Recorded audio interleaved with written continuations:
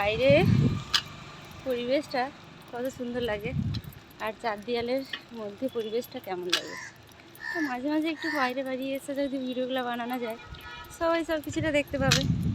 এগুলো হচ্ছে আমাদের টাউনশিপ হলদিয়া যে নদীধার, তার নদীধারে সব কোয়ার্টারগুলো সেদিকেই আছে।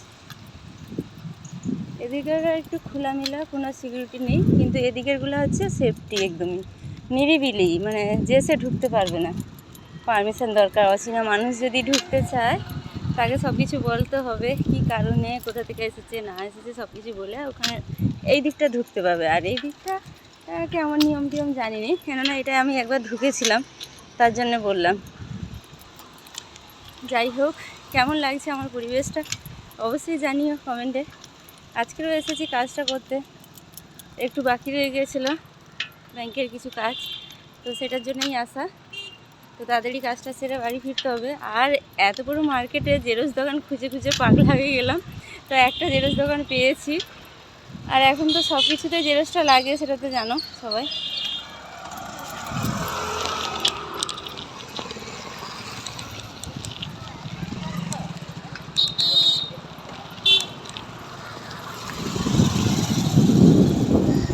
খেতে থাকো, আমি পুষাবো না, আমি পুষাবো না।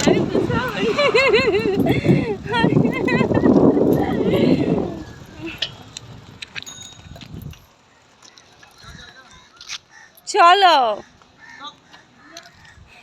লো, সাইকেল লো, তুমি লো। কতটা খুঁজছি যেন, খুঁজে সেই মনিহারের পিছনে।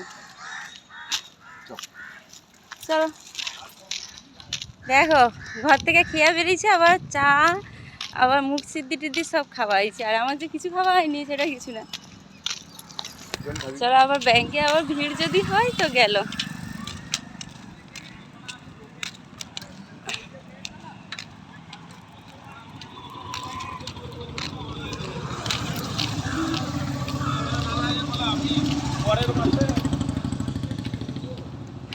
সারাদিন কোথাও না কোথাও, আজকের এখানে কালকে সেখানে, প্রতিদিন কোথাও না কোথাও যাওয়া হচ্ছে। এই